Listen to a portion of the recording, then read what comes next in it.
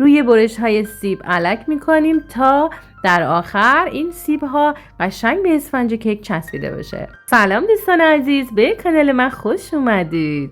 با آموزش یک کیک سیب با استفاده از تخم بلدرچین در خدمتتونم. از یک سیب سرخ استفاده میکنم و پوستشو که گرفتیم شروع میکنیم به کات کردن. سیب من اندازه متوسطی داره و به 10 قسمت تقسیمش میکنم. همونطور که میبینید یک قسمت رو کمتر میگیرم و یک قسمت رو بیشتر که میخوام 3 قسمتش کنم. این طرف هم همینطور. سمت راست 2 قسمت میشه و سمت چپ 3 قسمت میشه. سیبای کوچیکم من به 8 قسمت تقسیم میکنم و سیبای بزرگ رو به 12 قسمت. اگر این مقادیر رعایت نشه در آخر ممکنه توی کیکمون سیب ها خوب نپزه و نتیجه مطلوب رو نگیریم. همونطور که میبینید اینا رو 2 قسمت میکنم و اون تکه ها رو 3 قسمت. پس چی شد؟ سیب کوچیک 8 تا، سیب متوسط 10 تا و سیب بزرگ 12 قسمت. یک کاغذ روغنی اندازه دیگم انتخاب میکنم، کمی روغن خوراکی میریزم و شروع میکنم کف ظرف و کناره ها رو روغن میزنم، چون در آخر میخوام که قالبی از جاش در بیاد. شروع میکنم به چیدن سیبا. هم میتونیم دور تا دور بچینیم و هم میتونیم مثل اشعه بچینیم، ولی این طور به نظر من خیلی بهتر در میاد. بعد از اینکه کف رو چیدیم میتونیم جداره ها رو هم بچینیم. در اینجا من تقریبا از 2 تا سیب استفاده کردم که برای اینکه برش های سیب بهتر به اسفنج کیک بچسبه از نشاسته ذرت استفاده میکنم و به آرامی با این صافیای چایی شروع میکنم به الک کردن. در دیگم میذاریم که سیبا سیاه نشن. از آرد سفید قنادی کمک میگیرم و به آرامی بدون اینکه فشار بدیم ما یک پیمانه رو اندازه میزنیم. همونطور که میبینید من بدون اینکه فشار بدم روش رو صاف میکنم و الکش میکنم. بهتره که این کار رو 2-3 بار انجام بدید، ولی اگر انجام ندیدم مشکلی نیست. میتونید از الک های حریرم استفاده بکنید که نتیجه مطلوب تری داره. از 2 قاشق مرباخوری پودر دارچین استفاده میکنم و همچنین اینو الکش میکنم تا ریزه ها در بیاد و صافتر بشه موادمون. همونطور که میبینید این موادم دور میریزم چون مناسب اسفنج کیکمون نیست و دور میریزیم. 1 قاشق مرباخوری بیکینگ پودرم اضافه میکنم برای اینکه اسفنجمون خوب پف کنه. اکثرا من بیکینگ پودر رو اضافه نمی کنم، ولی به خاطر فیلم یوتیوبم اضافه کردم.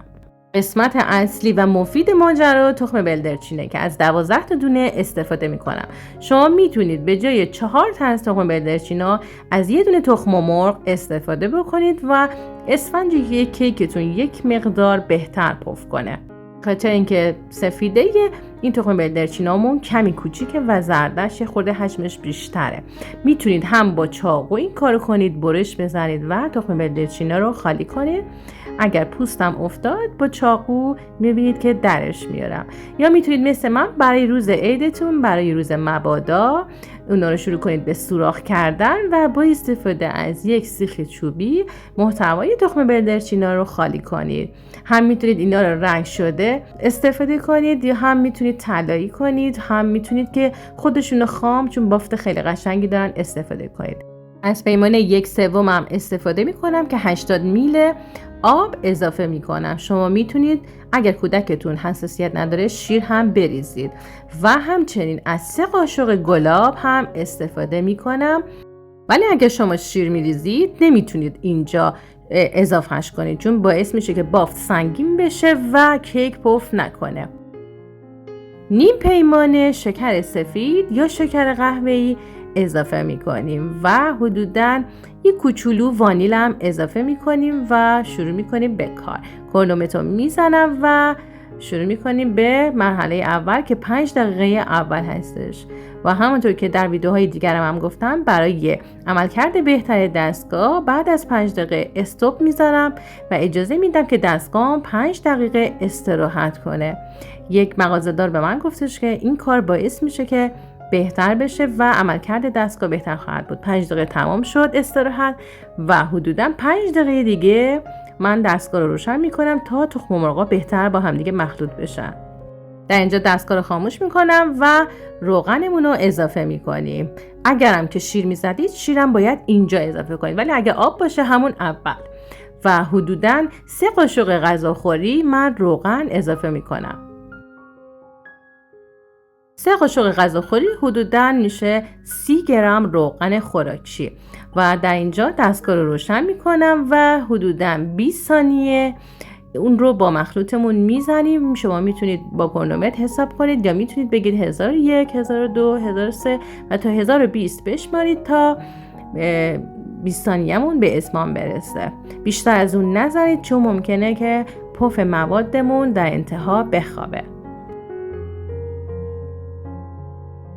از ویسک دستی استفاده کنید. خیلی مهمه که حتما با ویسک آردار رو مخلوط کنید. همونطور که می‌بینید شروع می‌کنم به علک کردن و هم میزنم فقط در یه جهت و به آرامی. کم کم هی آردار رو اضافه می‌کنیم و هم میزنیم تا تمام آردها مخلوط بشن. از کف ظرف سعی می‌کنیم مواد رو بیاریم و به سمت بالا. حالا من با استفاده از یک لیسک شروع میکنم جداره ها رو کاملا دورگیری میکنم. از کف ظرف اگه جایی مونده باشه تو کنج میارم به سمت وسط و چک میکنم که تمام آرد و مواد با هم مخلوط شده باشن. سپس اون سیبا رو میاریم و روشون به حالت دورانی ما مواد رو میریزیم تا کاملا سطح صاف بشه. ولی اینجا یه نکته هست، ما نمیتونیم دیگو به سمت میزمون بکوبیم. چرا؟ چون تکه ها و برش های سیب از جاشون حرکت میکنن. پس ما این کار رو انجام نمیدیم. یه دمکنی میذاریم، مهمه دمکنی بذارید و شعله پخش کن رو که گذاشتیم روی کمترین شعله گاز میذاریم تا بپزه. بعد از 25 دقیقه شما باید چک کنید که ببینید کیک پخته یا نه. زمان پخت بستگی داره به قطر دیگمون و دمای گازمون. اینجا که میبینید قطرات تشکیل شده به این درشتی، دیگه وقتشه که چکش کنیم. همونطور که میبینید این حبابا طبیعی ایجاد میشن چون به سطح میزمون نکوبیدیم. یه سیخ چوبی فرو میکنیم. اگر که هیچ به اون نچسبیده بود یعنی کیکمون آماده است. قطر دیگه منم 16 سانتی متر بود. به خاطر این سیبا کیک سیب کمی زمان بیشتری میبره تا پخته بشه. برش هامونو میزنیم و کیکمون آماده شد. امیدوارم که شما هم بپزید و لذت ببرید و تو کامنت ها به من بگید که دوست داشتید یا نه. دختر من که فوق‌العاده عاشق این کیک، فوق‌العاده مقویه و تمام موادی که گفتم همه هدفمند ریخته شدن. و در آخر ممنونم که تا انتهای ویدیو همراه من بودید. امیدوارم در ویدیوهای بعدی شما رو ببینم. خدا نگهدار. Thanks for watching. I hope to see you in the next video. Love you. Bye bye.